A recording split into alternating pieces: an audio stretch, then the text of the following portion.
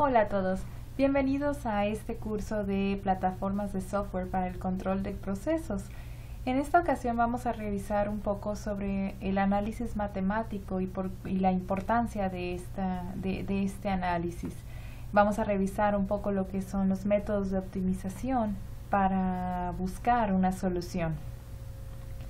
Bien, pues a manera de introducción, pues prácticamente en un proceso uno busca optimizar, ya sea minimizar el costo de producción, maximizar la eficiencia de la producción o mantener, digamos que el control de una meta, ¿no? Una meta objetivo.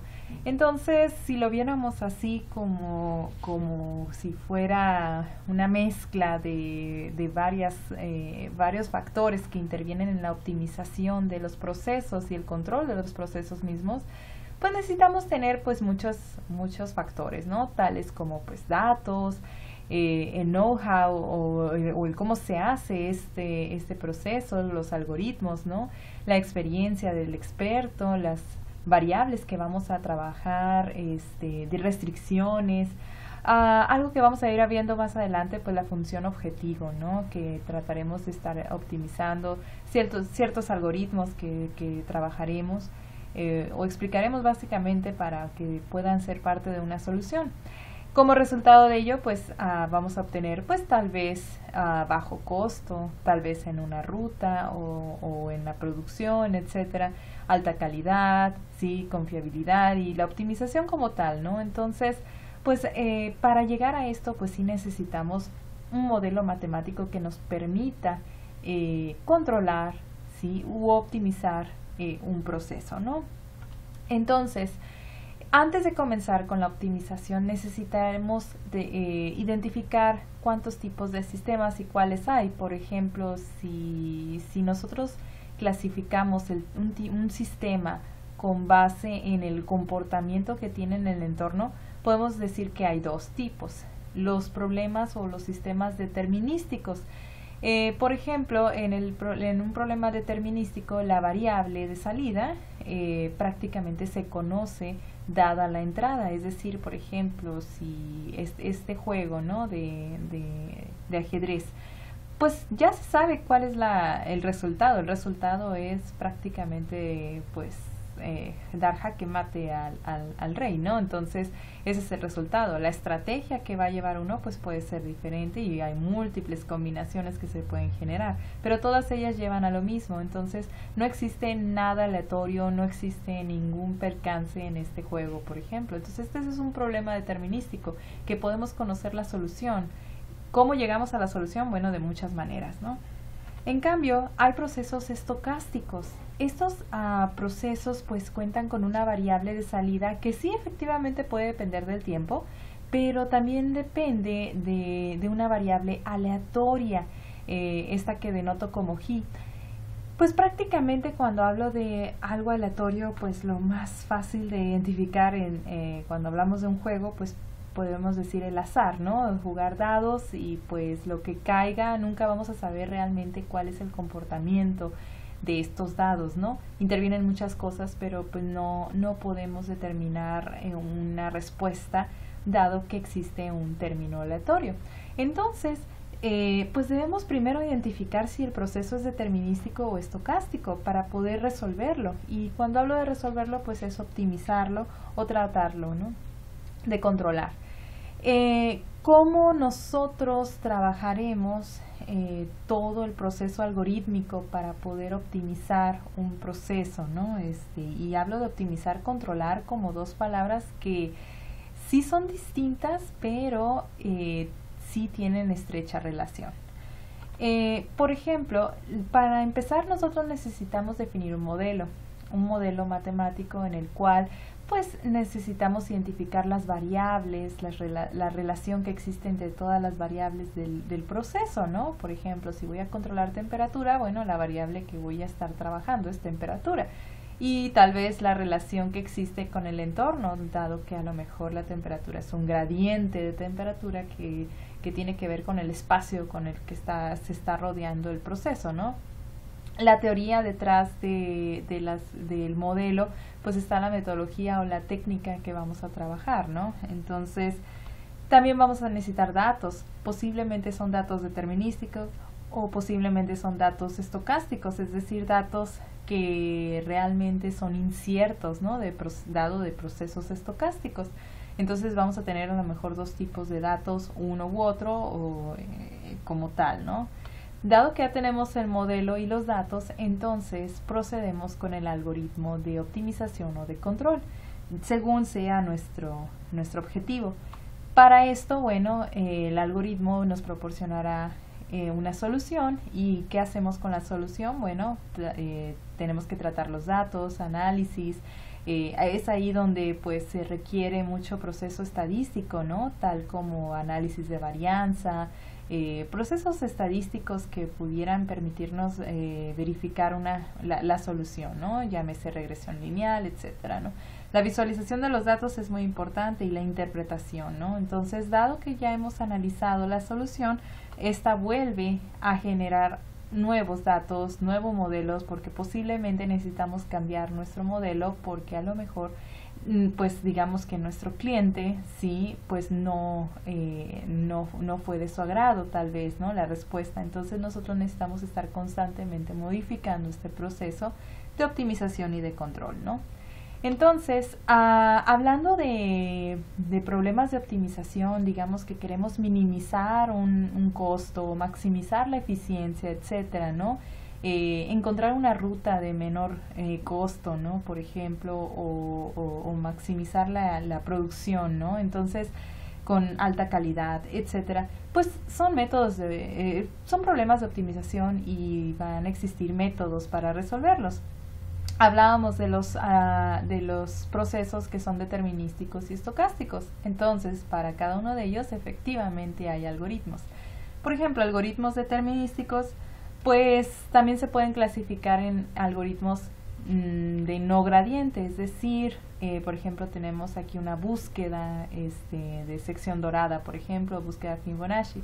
¿Esto qué significa? Bueno, a lo mejor podemos nosotros conocer, como es un proceso determinístico, podemos conocer su función, objetivo, y a lo mejor lo que queremos, digamos que esto es a lo mejor un problema que conocemos y queremos encontrar el mínimo, ¿no? Encontrar el mínimo de esta función. Por ejemplo, si trabajamos Golden Section o búsqueda de sección dorada, lo que se trata de hacer es prácticamente ir optimizando estas secciones, por ejemplo, estos intervalos A y B para encontrar un C.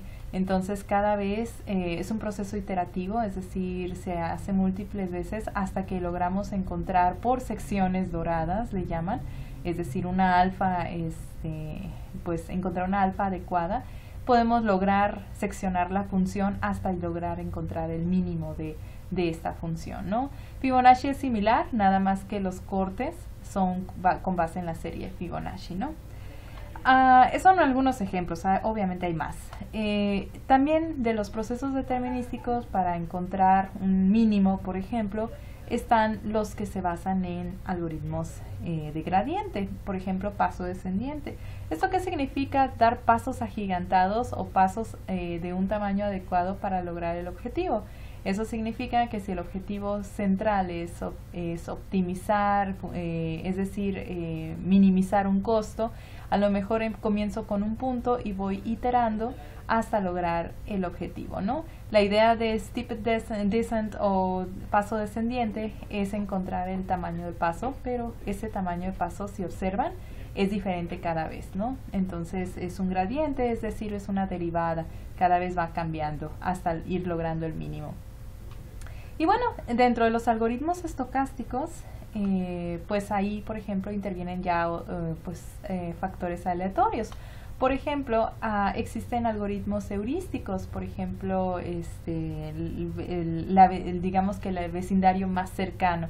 ¿Qué significa esto? Por ejemplo, cuando tenemos problemas en el que tenemos múltiples datos y cada vez estos datos pueden ir cambiando, podemos clasificarlos. Entonces, por ejemplo, encontrando un patrón, ¿sí? Supongamos que tenemos dos variables que queremos correlacionar, y pues estos puntitos, por ejemplo, pues algunos tienen ciertos comportamientos característicos, ¿no? Entonces podemos clasificar de acuerdo a una clase A, clase B. Entonces, por ejemplo, el vecindario más cercano significa, bueno, qué tan cerca están los datos con respecto a ciertas características, ¿no? A lo mejor estos datos moraditos de la clase B pues tienen más características de la variable x2, mientras los amarillos de la clase A tienen más características de x1, ¿no? Y menos de x2.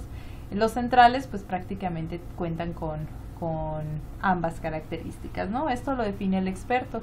Entonces ese es un algoritmo heurístico. También existe la metaheurística, y de hecho de la metaheurística sale de la heurística, es decir, recuerden que aquí pues interviene un factor aleatorio. Entonces, por ejemplo, la metaheurística es un poco más allá de ir seleccionando los mejores datos. En esta clasificación podemos encontrar algoritmos que están inspirados por la naturaleza o por la física. Por ejemplo, algoritmos genéticos, en donde, por ejemplo, encontrar una solución se hace pues prácticamente programando con cromosomas, y así como la genética. Evolucionan los cromosomas, se cruzan y generan nuevos hijos, etcétera. Entonces el hijo tiene que ser cada vez mejor, entonces la solución cada vez tiene que ser mejor. Entonces es un algoritmo computacional evolutivo en el cual cada vez la solución es mejor. El coloide de hormigas es algo muy interesante, porque diría uno, bueno, las hormigas, ¿qué tiene que ver en la solución de problemas? Pues si ustedes se darán cuenta, las hormigas, por ejemplo, para digamos que encontrar la comida, pues salen de su colonia, y no salen todas a encontrar la comida, salen algunas exploradoras a encontrar prácticamente dónde se encuentra la fuente de comida. Entonces ellas, como no tienen vista, no tienen sistema de rastreo por visión y sonido, ellos lo que tienen es un rastro de feromona. Entonces ellas van dejando este rastro, ¿sí? Entonces todas las hormiguitas van detectando que por ahí pasó la hormiguita, en este caso exploradora.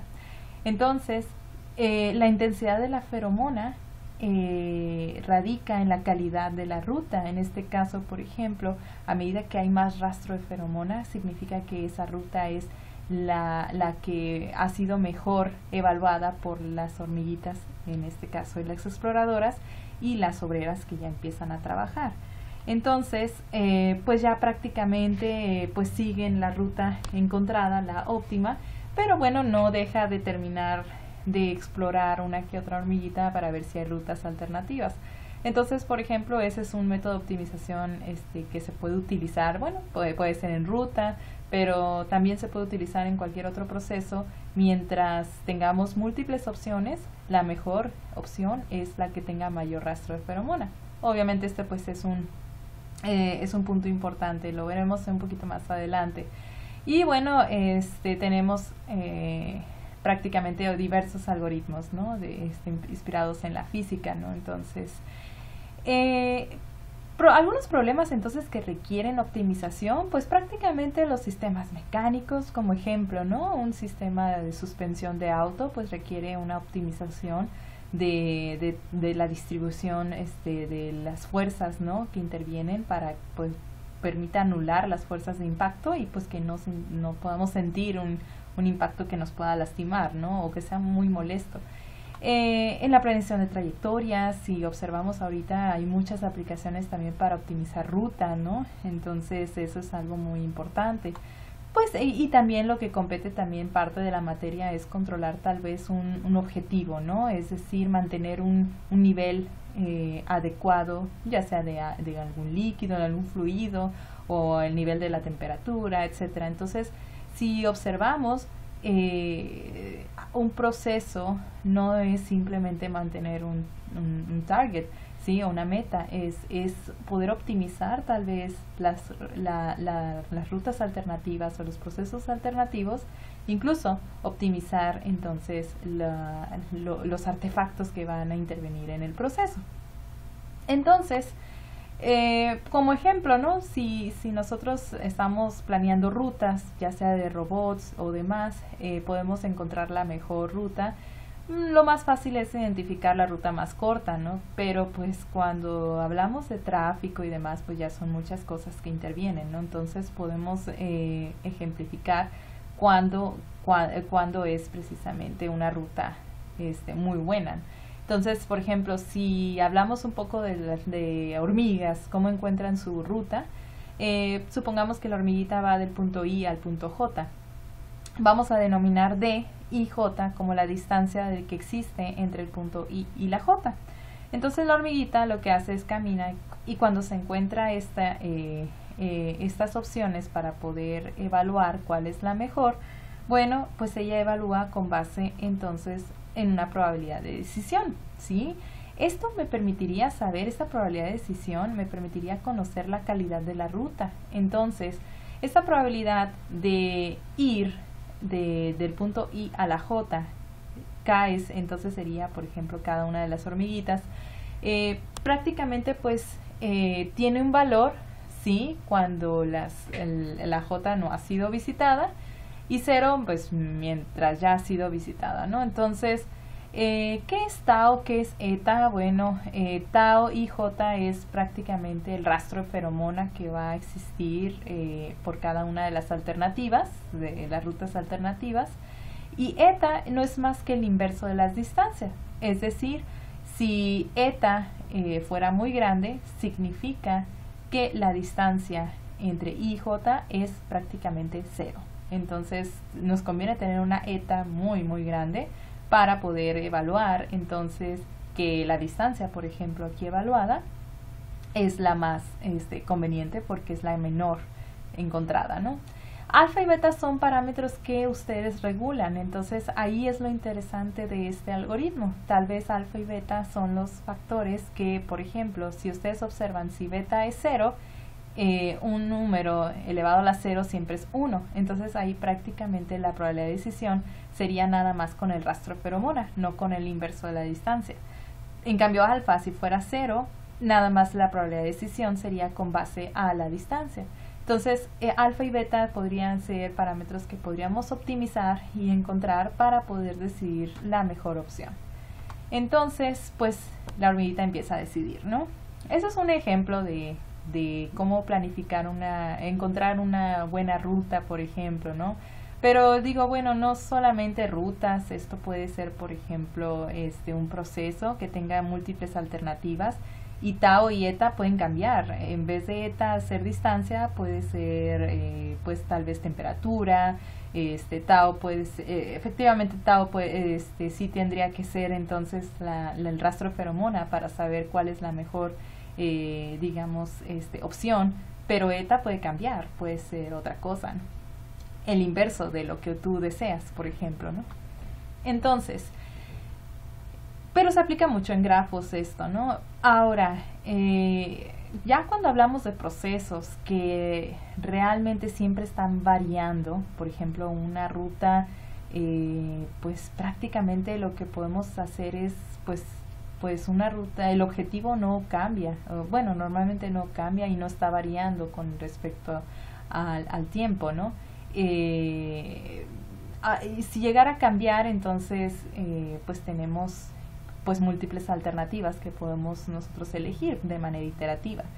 Pero en los procesos, por ejemplo, donde ya interviene, por ejemplo, la física, por ejemplo, sistemas mecánicos y demás, que son sujetos a vibraciones, sujetos a cambios bruscos de temperatura y son aleatorios también muchos de ellos, pues aquí ya tenemos que hablar de otro tipo de modelado matemático, y este modelado matemático de la respuesta en frecuencia de los sistemas, es decir, ya cuando tiene que ver la frecuencia, la variabilidad de estos sistemas, bueno, entonces aquí puedo decir que a lo mejor la teoría de grafos, como trayectorias, rutas, pues tal vez no aplique, a menos que sufriera perturbación. Bueno, podríamos entonces poderlo identificar.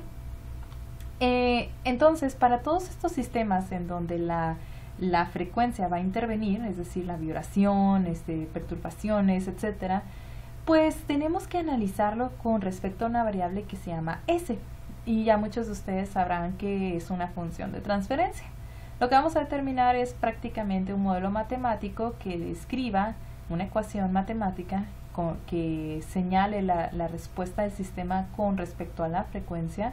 Dada una entrada, ¿sí? Vamos a analizar su salida. Entonces, ¿cómo se hace eso? Bueno, ustedes habrán escuchado en alguna ocasión cómo trabajar lo que es la transformada de Laplace. Entonces, un proceso a controlar pues tiene que ver prácticamente con estar monitoreando siempre la salida. Entonces, HDS, si aquí ubicamos, pues es la retroalimentación de la salida. Entonces, por ejemplo, puede ser un sensor. RS es la entrada y ES pues es el error que existe entre la entrada y pues la salida, ¿no? Monitoreada. ES pues llega a la planta, que es GDS, y si se fijan todo está con respecto a S, porque realmente vamos a comenzar ahora a hablar de frecuencia, ¿no? Entonces la planta es el proceso a controlar, puede ser una regadera, puede ser un sistema mecánico en general, ¿sí? Un eléctrico, etcétera. Todos estos sistemas, ya el factor que interviene ahí es la frecuencia. Entonces por eso se analiza con la transformada de Laplace. Y la transformada de Laplace no es más que una integral de 0 a infinito, ¿sí? De la función. Es una transformación de la función en el tiempo que conocemos y pues prácticamente la multiplicamos, pues esta va a ser la transformación por una exponencial, ¿sí? Pero elevado a la s, es negativa por t, ¿no? Con respecto al tiempo. Entonces, esta s está muy interesante. Esta s realmente es una variable compleja, en donde la parte real, en este caso sigma, prácticamente es un factor de atenuación, porque el sistema, por ejemplo, un sistema de suspensión, si cae en un bache, pues pues eventualmente sí efectivamente empieza a tratar de amortiguar el golpe, pero va a estar a lo mejor oscilando un poco hasta llegar a un punto de equilibrio. Entonces, este sigma sería el factor de atenuación, ¿no? El factor de amortiguamiento. J, bueno, es el número imaginario, y omega pues es la frecuencia angular, es decir, la frecuencia con la que va a estar oscilando el sistema. Esto es S, y está muy interesante que así como nosotros trabajamos en el dominio del tiempo, T, nuestro tiempo, pues nuestra función es con respecto al tiempo. En cambio acá, en el dominio de Laplace, la S pues no es tiempo, es precisamente sigma y es precisamente omega. Entonces, en donde ya tengo dos cosas que intervienen y pues nuestras funciones ahora son en el dominio de S, es decir, factores de amortiguamiento o de atenuación y frecuencias angulares intervienen las dos en una sola variable. Entonces, para probar estos sistemas que responden con la frecuencia, pues debemos de darles algunas entradas, es decir, si cae en un bache, posiblemente hace un impulso, es decir, eso cae de repente y es una fuerza que sucede en un instante, ¿no? Un sistema de suspensión. Un step, por ejemplo, un escalón, pues es un impulso, es decir, por ejemplo, a lo mejor prendes un aparato y lo que existe es, pues cuando prendes el aparato, lo estás energizando, entonces pues en un momento pues tienes corriente directa y prendes el aparato, ¿no? Una rampa podría decirse que a lo mejor estás pues incrementando tal vez su voltaje y quieres ver cómo responde el sistema con esta rampa, ¿no? O sea, cada vez quieres incrementar el voltaje. Pues una exponencial también, a lo mejor la entrada puede ser de tipo exponencial o también la entrada puede ser tipo sinusoidal. Observen que del lado derecho de la columna derecha, después de las gráficas, tenemos la transformada de Laplace ya realizada por programas computacionales y eventualmente haber resuelto la integral que les mostré anteriormente, pues se tiene que en el dominio de S, por ejemplo, el impulso, que es un 1 en el tiempo prácticamente 0, pues su transformada de Laplace pues sigue siendo 1. Pero la escalón o step, que es un 1, pero a través del tiempo, su transformada de Laplace es 1 sobre S. La rampa, que es una función lineal, que es decir, f de t es igual a t, pues su transformada de Laplace se convierte en 1 sobre s cuadrada, y así sucesivamente. Pongan mucha atención en esto porque lo vamos a usar más adelante. ¿sí? La rampa es 1 sobre S cuadrada, step 1 sobre S, etcétera, ¿no? Entonces, supongamos que, por ejemplo, 2 ejemplos les voy a poner. Uno es un sistema mecánico, un sistema de amortiguamiento, un sistema en el que tenemos una masa, un resorte y un amortiguador. Es el sistema de suspensión del auto, por ejemplo, ¿no? Entonces, supongamos que la entrada F de S, pues, ¿qué puede ser? Es el carro, lo que va a hacer es que va a estar en algún ambiente y, pues, si cae en un bache, pues la entrada es un impacto, es una fuerza de impacto. Entonces, medida en newtons posiblemente, ¿no? Entonces, lo que se hace es que, pues, la suma de las fuerzas que se intervienen ahí, pues, debe ser igual a 0. O igual precisamente a la función de entrada. Entonces, por ejemplo, nosotros sabemos que la fuerza ejercida por la masa, pues es prácticamente es masa por aceleración. ¿Por qué? Bueno, la X aquí es la variable que estamos monitoreando. X es la distancia que puede existir con respecto al punto de referencia. Y si hay un bache, bueno, pues la distancia que hay con respecto a la profundidad del bache, ¿no? Entonces, ese va a ser el amortiguamiento que va a existir. Entonces, la aceleración, recuerden que es la segunda derivada de X. Por la masa, bueno, tenemos la fuerza en la masa. La fuerza ejercida por B, que es el factor de amortiguamiento, de viscosidad en el amortiguador, pues prácticamente lo que hace, trabaja más con la velocidad, ¿no? Entonces trata de reducir la oscilación ejercida por el resorte. Kx, pues prácticamente K es la constante de Hooke, prácticamente la constante de elasticidad, ¿no? De un resorte. Entonces, ¿qué trabaja el resorte directamente con la distancia? Y esta suma de fuerzas debe ser igual a la del impacto. Es decir, si yo pasara F de t del otro lado, pues todo esto se vuelve 0, ¿no? Entonces, si nosotros observamos, podemos nosotros hacer una transformada de Laplace, asumiendo condiciones iniciales igual a 0. Aquí les recomiendo revisar la transformada de Laplace, cómo se realiza la transformada de Laplace de una segunda derivada, la transformada de Laplace de una primera derivada y la de una función como tal, ¿no? Entonces, tomando la transformada de Laplace de la primera, segunda derivada, etcétera, cada factor, pues nos quedaría algo así, ¿no? Entonces, ms cuadrada, x ya se convierte en una función en el dominio de s, y así sucesivamente, ¿no? Si nosotros factorizamos que x de s es lo que prácticamente está ahí en común, nosotros podemos despejar o dejar una función de transferencia, es decir, un modelo matemático de la salida con respecto a la entrada. Entonces, este modelo matemático, ¿para qué me va a servir? Bueno, este modelo, entonces, es el comportamiento del sistema de amortiguamiento dada una entrada y obviamente vamos a observar una salida. Entonces, por ejemplo, si usamos MATLAB, podemos ver que ese modelo matemático que acabamos de encontrar, le podemos aplicar una entrada. F de S puede tomar el lugar de una entrada tipo step, es decir, que a lo mejor el bache era un escalón, ¿sí? O un impulso, es decir, realmente en un instante de tiempo, pues cayó y a ver cómo se comporta todas las fuerzas, ¿no? Es decir, la distancia, cómo va a variar, ¿no?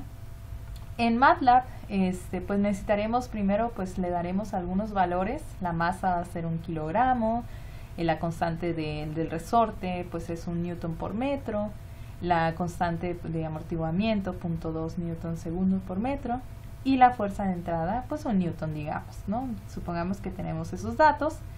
Entonces, en MATLAB, si nosotros escribimos en consola S, pues tenemos la S, pues como ya vimos, que es una variable compleja, MATLAB ya tiene definido que se puede convertir en una función de transferencia. TF viene de Transfer Function. Entonces, cuando hacemos esta línea de código, S se convierte en una variable de Laplace. Pues escribimos M igual a 1, K igual a 1, B.2 y escribimos la función de transferencia que nosotros acabamos de encontrar. Observen que es la misma que tengo en el recuadro. Si nosotros graficamos, voy a graficar dos respuestas. Una con la entrada escalón, es decir, el carro cayó en un bache tipo escalón, o cayó con un impulso. Entonces, subplot 211 significa que van a existir dos gráficas divididas en una sola columna, y voy por la primera gráfica. Entonces, si yo escribo step H, estoy a H, que es nuestro modelo matemático, le estoy aplicando una entrada tipo step. Subplot, ahora son dos gráficas, primera una columna, y voy por la segunda gráfica, le voy a dar impulse, entonces un impulso, ¿sí? Y vamos a observar qué respuesta tiene. Pues miren, el sistema de amortiguamiento, dado esas constantes que yo les acabo de dar, en step y la impulso, si se observan, si hay cierta diferencia.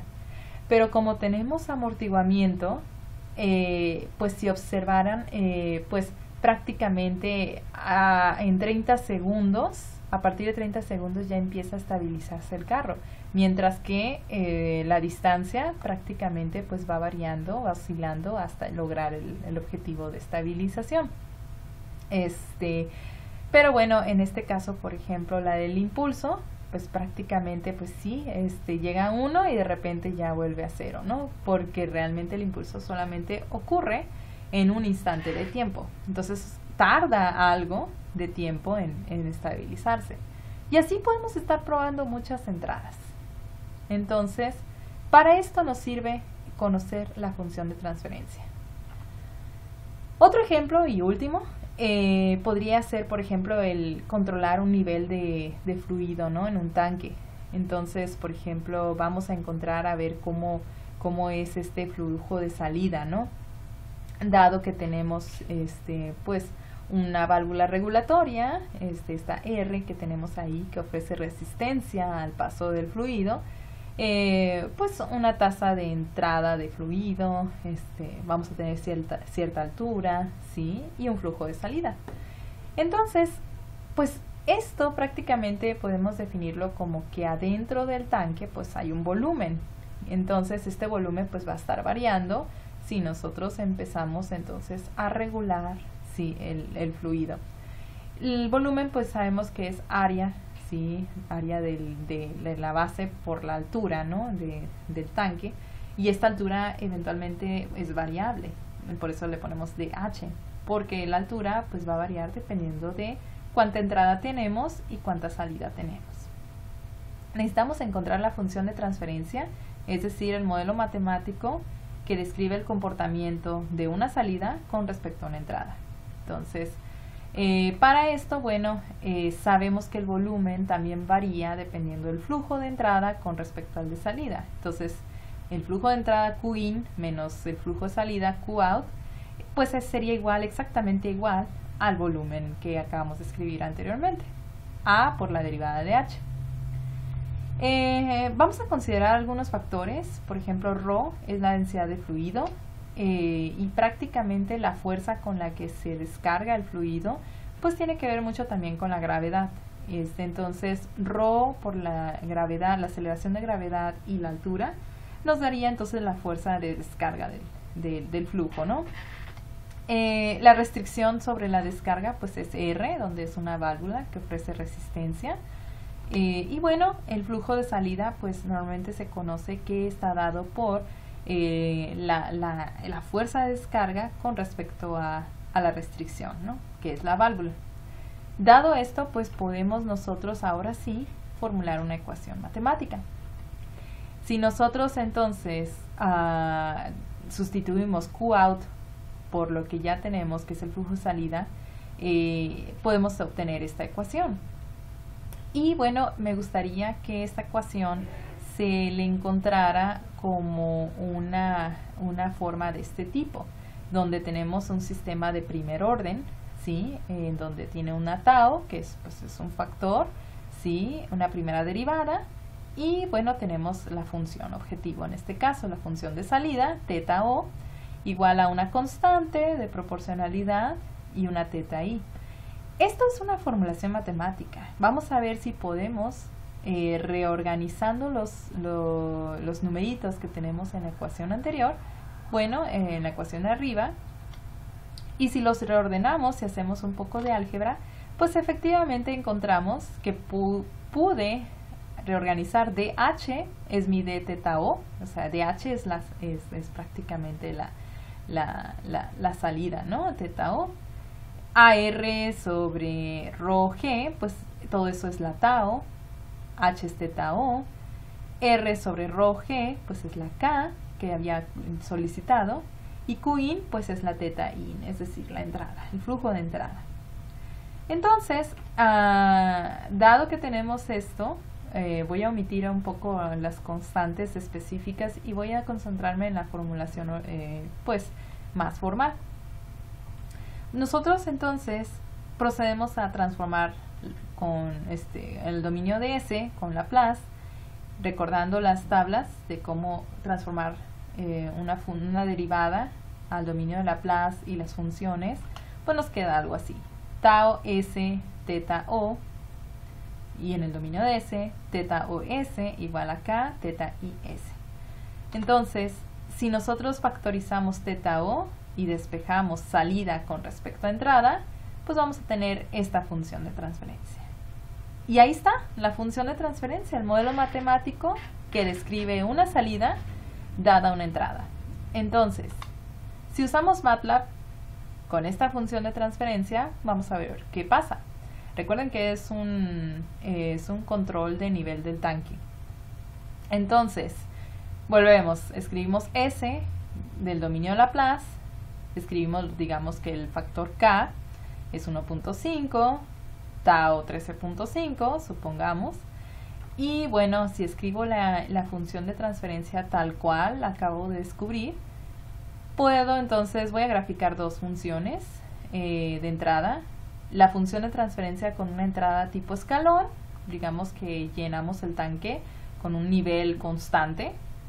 Y otra gráfica en donde llenamos con una rampa, es decir, poco a poco, de manera lineal, le estoy agregando agua.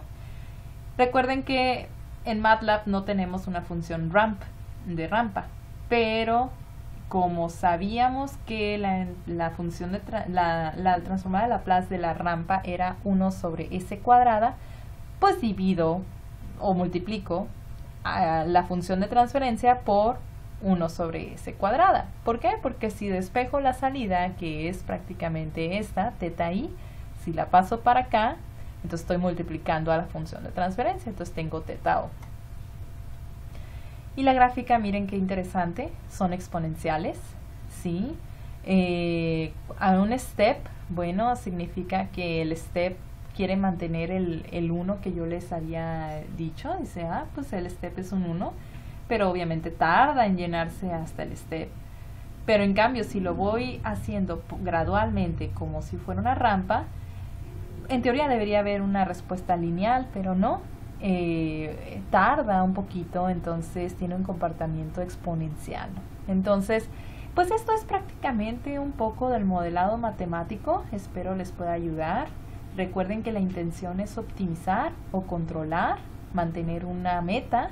Y bueno, por esta razón es muy importante conocer la descripción matemática para encontrar una buena ruta o encontrar un nivel de control para mantener un dato estable. Bueno, pues y si finalmente quisieran ver la ecuación en el dominio del tiempo, pues los invito a explorar un poco sobre I Laplace, la transformada inversa de Laplace, y esto les daría la función exponencial, ¿sí? Lo inverso, ¿no? del dominio de S. Bueno, pues muchas gracias. Nos vemos.